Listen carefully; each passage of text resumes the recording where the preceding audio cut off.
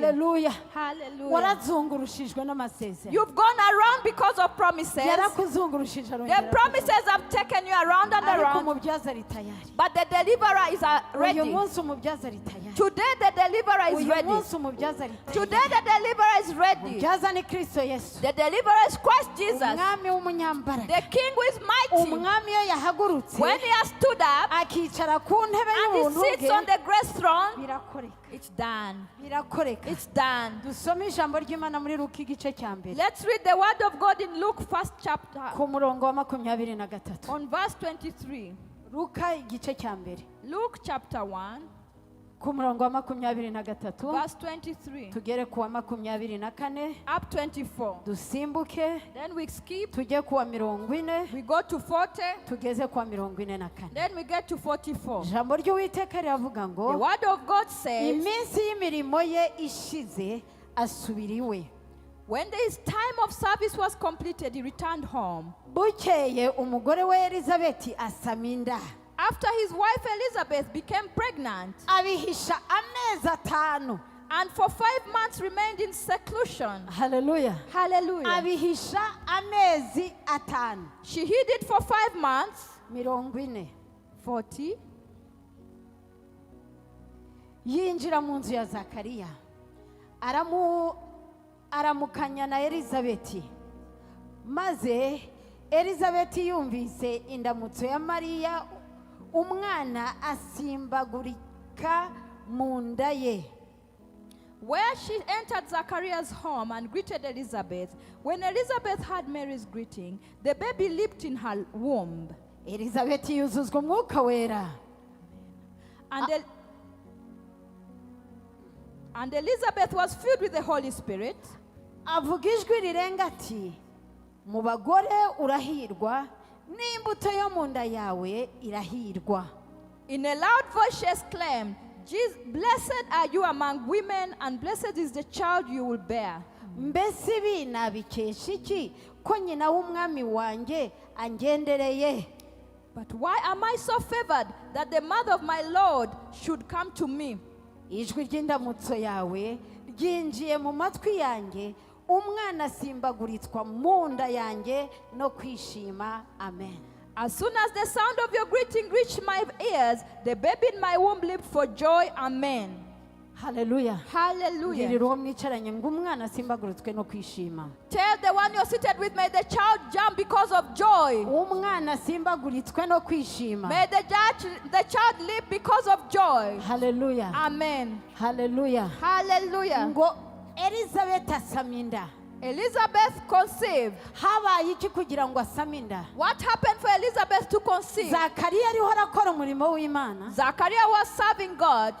Marayika w'Uwiteka yamujeho. The angel of God came upon him. Marayika w'Uwiteka aje, When the angel of God came, amuha ubuhanuzi buvuye ku Mana. he gave him prophecy from God. Aramubwira ngo He told him, umugore wawe Elizabeti your wife Elizabeth azasama inda. is going to conceive. Iryo ryari isezerano. That was a promise. Ngo noneho Zakariya Then Zachariah, avuye mu minsi y'umurimo w'Imana, when he came from his days of serving God, arataha. he went home. Amaze gutaha, When he returned home, isezerano rirasohora. the promise was fulfilled. Elizabeti Elizabeth, asama inda. he conceived. Hari umunsi Imana yavuganye nawe The day God spoke to you, umaze igihe when you spent some time utegereje gutabarwa, waiting for rescue, Imana yohereza umuhanuzi God wayo sent his prophet, agira icyo avuga ku buzima bwawe. and the prophet said Uwo something on your munsi life. That day, usamye inda y'ubuhanuzi. you conceived a womb of prophecy. Elizabeti Elizabeth, nubwo yari umwana whether she was a child, ariko bwari ubuhanuzi, it was a byari prophecy. isezerano It was a promise Zakariya yabwiwe. that Zachariah had. Zakariya yumvise. Zachariah had. Hari igihe cyo gusama, There is a time of conceiving. hari igihe cyo kubana n'inda There is a time of being kugira ngo pregnant umwana akure, so that the child grows. hakaba n'igihe And there is a time cyo kubakubise, to be on the labor pain. hakaba n'igihe cyo And kubyara. there's a time of birthing. Haleluya. Hallelujah. Igihe wari ugezeho sinkizi, The time you were in, I don't know. ariko ndashaka kukubwira ngo But I want to tell you, igihe cyo kubyara time for conceiving, cyari ryasezerano time for birthing, umaze igihe utwite the promise that you had for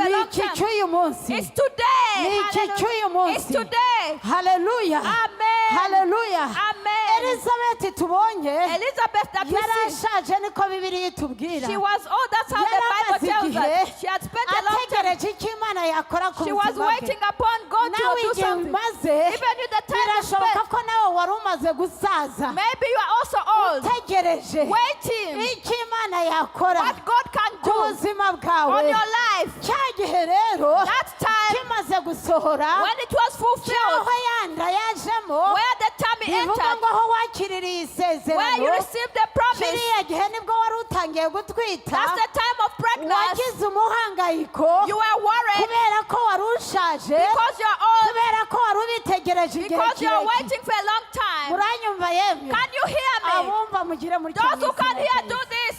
haleluya Hallelujah. haleluya Hallelujah. imana yacu ihabwe icyubahiro.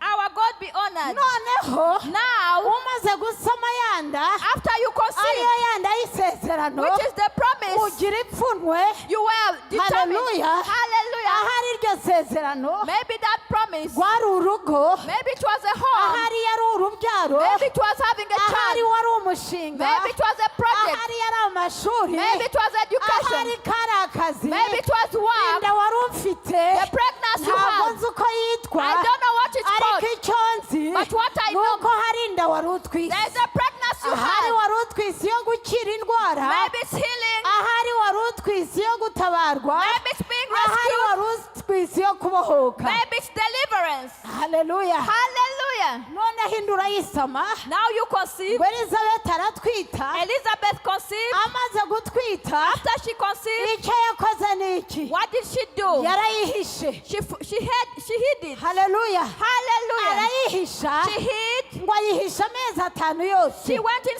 seclusion nawe for 5 months. waratwise Even you are pregnant wanga kubyemera and you didn't accept ariko it. ikintu cya mbere But the first thing kugira ngo ubashe kubyara for you to give ni birth, uko wemera ko wari utwite you have to agree that you're pregnant. haleluya ni uko Hallelujah. wemera ko wari utwite You have to accept that you're pregnant. Elizabeth Elizabeth, ntabwo yakiriye gutwita kwe she never received her pregnancy. yumvaga ari ibiteye isoni She felt shame gusama to conceive amenyo yaravuyemo when she had no teeth. reka nze nkubwire mwene data Let me tell you, brethren, imana yawe your God, ntabwo yitaye ku gihe umaze God uhangayitse doesn't care the time you spent worried.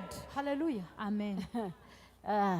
imana ntiyitaye kuri icyo gihe God doesn't care about that time. imana ntiyitaye ku myaka umaze God doesn't care about the time you spent. imana ntiyitaye ku matangazo God is not caring about the notices. amatangazo y'abantu All those notices of cyangwa people. amatangazo y'abaganga Or the notices of ibyo doctors. imana iyo yahagurutse When God comes out igahagurukira kukubyaza and God comes to deliver you, igahaguruka ngo utwite and God comes that you get pregnant, ijambo ry'uwiteka riravuga ngo the word of God says, iyatumye batwita the one who made them pregnant ni nayo izatuma babyara is the one who will enable them to give Hallelujah. birth. Hallelujah. iyatumye utwita The one who made you pregnant, iyo imana ivuga gutyo when God says hari that, inda z'abana yego He says there's the ariko pregnancy of hari children. n'inda z'amasezerano There is pregnancy of promises too. iyatumye utwita ayo The one masezerano who made you pregnant of ni promises nayo is izakubyaza the one who deliver you. haleluya Hallelujah. emera ko watwise mu izina ryawe Accept that you're pregnant in the name of Jesus. elizabeth ntiyigeze abyemera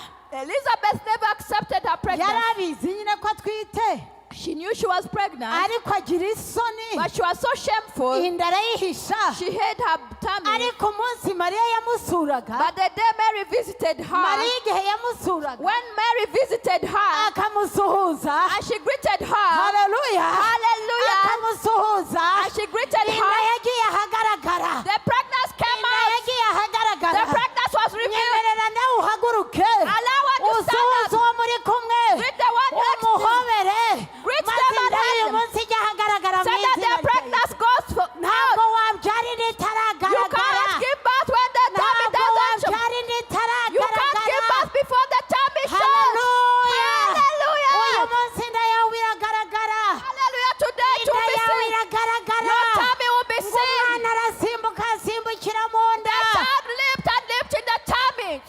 haleluya Hallelujah. haleluya Hallelujah. ngo umwana yasimbukijwe n'umunezero And the child leaped joy. vuga ngo umwana wanjye yuzuye umunezero. My child is filled with joy. umwana wanjye yuzuye My child umunezero. is filled with joy.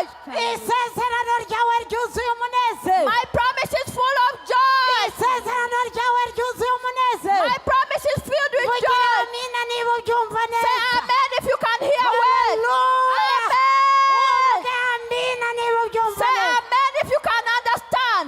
vuga ngo amina niba ubyumva Say neza. amen if you can hear well. Hallelujah. Hallelujah. Hallelujah. Amen. uyu munsi Today, atari ejo not tomorrow, isezerano your promise rirasohoye. is fulfilled. rirasohoye. It's fulfilled. rirasohoye. It's fulfilled. uku kwezi kutari kwarangiye. This month before it's ended. kuri 31 ni pasika. On 31st is kuri Passover. 31 ni pasika. 31st is Passover. ku itariki ya mbere y'ukwezi kwa kane First month of April, uzaza kumpa amakuru. you come and give me Kora news. aha. Hallelujah. Kora aha. uzaza kumpa amakuru. Haleluya. Hallelujah. nasimbukira mu nda. The child lived with joy. isezerano ryawe Your promise, rigiye kumva amagambo y'Imana. it's going to hear the word of God. rigiye kumva indamutso It's going y'Imana. to hear the greeting of God. Haleluya. Hallelujah. isezerano Your promise, ryumvise indamutso. it's heard the greeting of God. ryumvise indamutso. It's hearing the greeting of God. indamutso y'Imana. The greeting of God. indamutso The y'Imana. greeting of God. Haleluya. Hallelujah. Haleluya. Hallelujah. Haleluya. Hallelujah. subiramo aya magambo. Repeat these words. uti isezerano Promise. nari ntwite. I was pregnant. umva icyo Uwiteka avuga. Hear what God is saying. arakubwira ngo He's saying to you, igihe cyo kuvuka the time of birth kirageze. is now. nanjye uyu munsi Even me today, ndakwemeye. I've accepted you. ugomba You have to kuva muri iyi nda. come out of this time. igihe umazemo The time you spent ni here kirekire. is too long. natinya abantu I feared people, ibyo bazavuga. what they'll say. none uyu munsi Now today, bahace baseme. let them say, haleluya. Hallelujah. haleluya. Hallelujah. haleluya. Hallelujah. haleluya. Hallelujah. bareke bavuge. Let them say. ntibazaribuza gusohora. They'll never stop it from being fulfilled. They'll never stop it from being Hallelujah. fulfilled. Hallelujah. haleluya. Hallelujah. yesu abamugisha reka twiyicarire. Jesus bless you. Let us sit. icya kabiri The second point. ni ukumenya ko twatwitiye mu butayu. We have to know that we got pregnant in the wilderness. kumenya ko twatwitiye mu You butayu. have to know that you got pregnant in the wilderness. twatwitiye mu butayu. We were pregnant in the wilderness. haleluya. Hallelujah. tujye mu byahishuwe 12. Let's go in Revelation 12. ibyahishuwe 12. Revelation 12. 12 ku murongo wa 4. Revelation 12:4. haleluya. Hallelujah. umurizo wacyo ukurura 1/3 cy'inyenyeri zo mu ijuru uzijugunya mu isi. icyo kiyoka gihagarara imbere y'uwo mugore.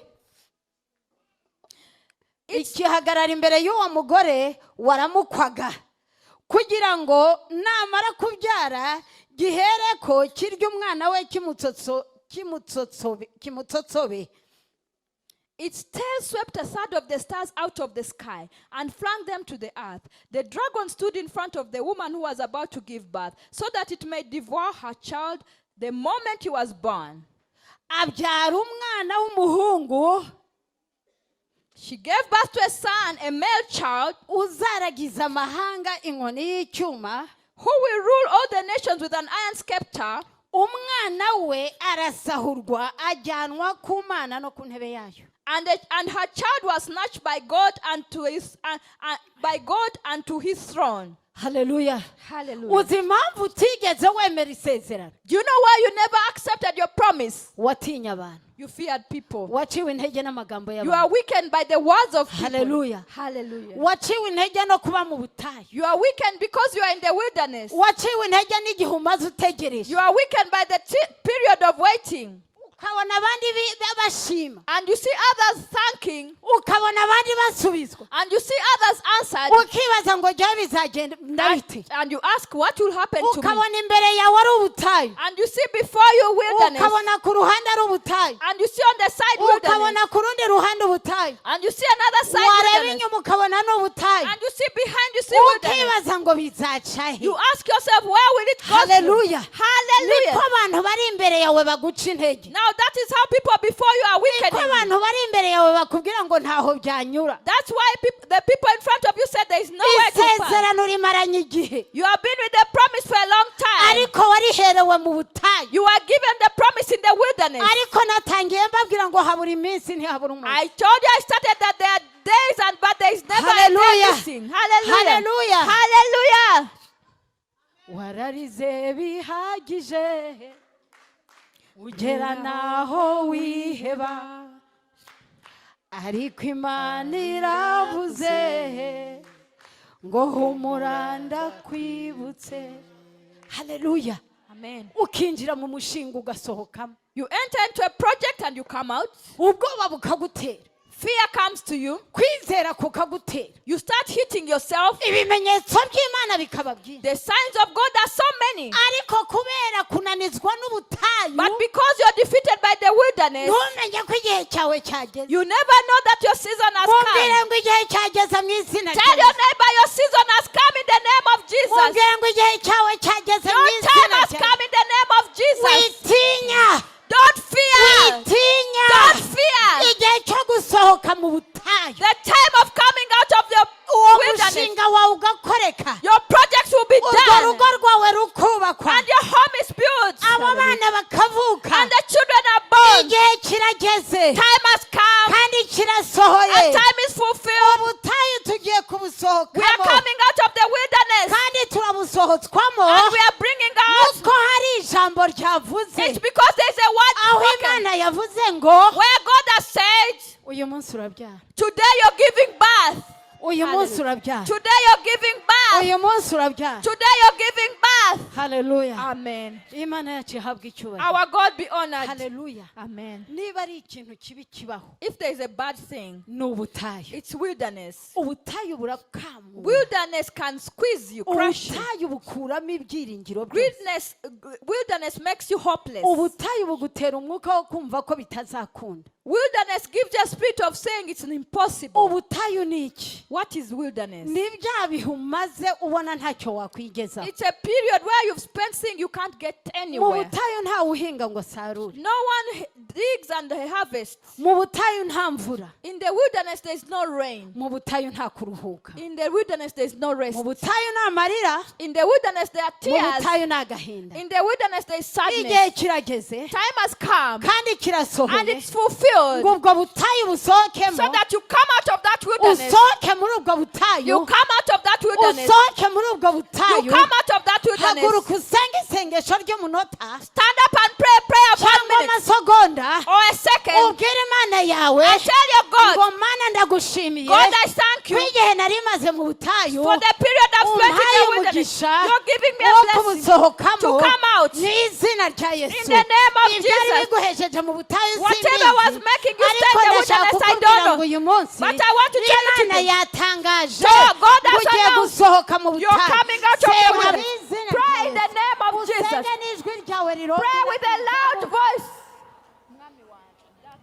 zamura ijwi ryawe iyo mbabwiye ngo Raise your voice. zamura ijwi ryawe ubwire Raise your voice and plead with God. ndambiwe ubu Tell God, butayu, I'm so tired of this wilderness. ndambiwe ubu I'm butayu, so tired of this wilderness. ndambiwe ubu I'm butayu. so tired of this wilderness, Mana Lord. urakoze. Lord, thank you. In the name of Jesus, ndagushima dad. Haleluya. Mana ndagushimiye, Mana ndaguhimbaje, Mana ndagushyira hejuru.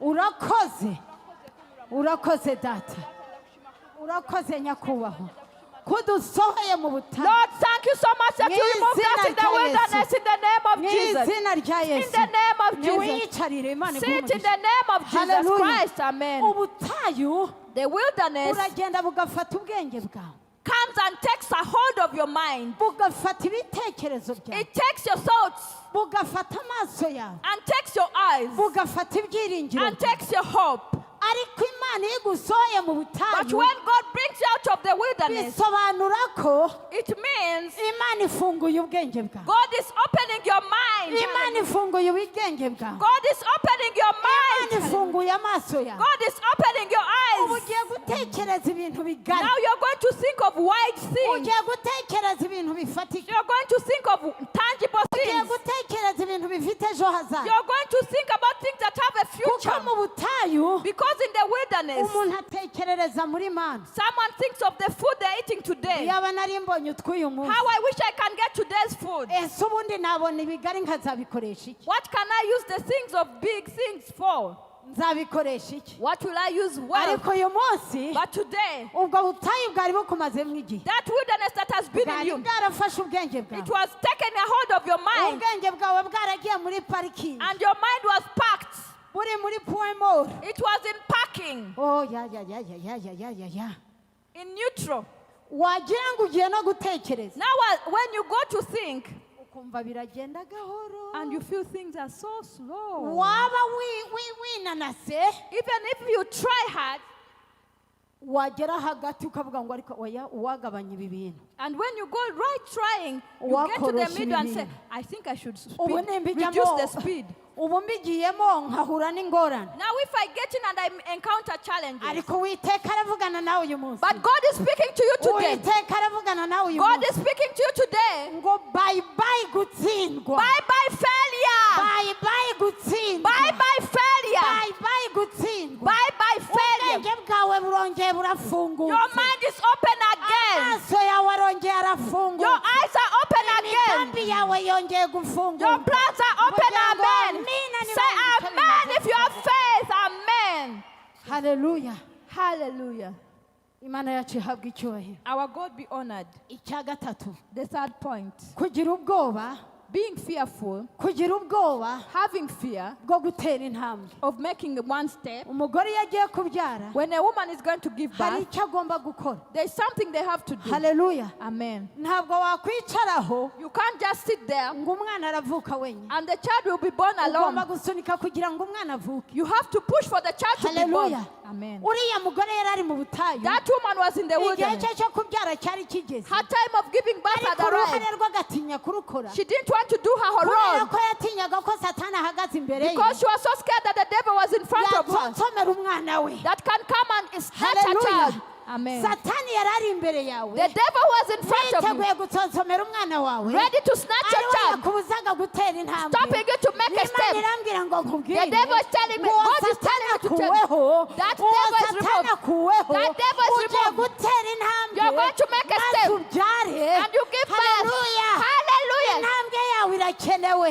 Your step is needed. niba uri umunyeshuri, If you're a student, haleluya, amen, ntabwo uzatsinda uryamye, you won't just get marks when you're sleeping. uzatsinda wize. You'll have to study. niba uri umukozi, If you're someone working, ntabwo uzicara ngo bizizana bizikora. you won't sit and say it will be hari done. intambwe ugomba gutera. There is a step you have to imana make. iravugana nawe God is speaking to you. ngo niba ari imishinga, If there are projects, shakisha igishoro. find capital. niba ufite igishoro, If you have capital, haguruka ukore, stand up and work. witinya. Don't fear. hari icyo ugomba gukora. There's something you need to do. witinya satani, Don't fear the devil. witinya esheke Don't wabayemo, fear the failure you've lived kuko in. ndahanurira ubuzima bwawe. I'm prophesying on your life. byaguteraga ubwoba, Whatever was making you bikurwe fear, imbere yawe mu izina be rya Yesu. removed in front of you in the name bikurwe of imbere Jesus. yawe mu Be izina rya removed in Yesu. the name of Jesus. ibyari bigukuye umutima, Whatever was worrying your heart bikuwe imbere yawe is removed in your mu heart. izina rya Yesu. In the name of niba Jesus. wizeranye nanjye, If you have faith in me, ukemera ko ibyari bigukuye umutima bikuweho, and you know that everything uvugire that was ngo worrying you amina is mu removed, izina rya Yesu. say amen. ibyari biboshye abana bawe, Whatever was binding your children,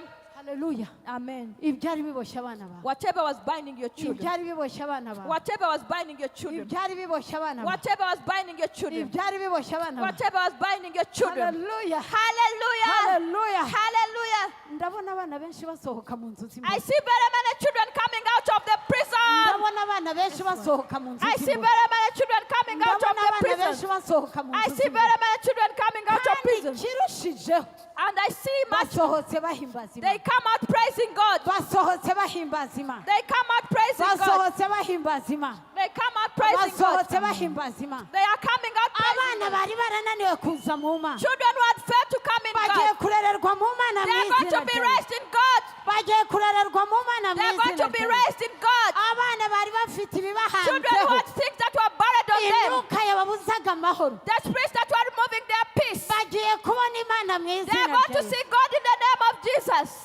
Hari umwana wawe w'umuhungu. There is a boy son of yours. Yari ari mu kivunge cy'abantu. They were in a crowd of people.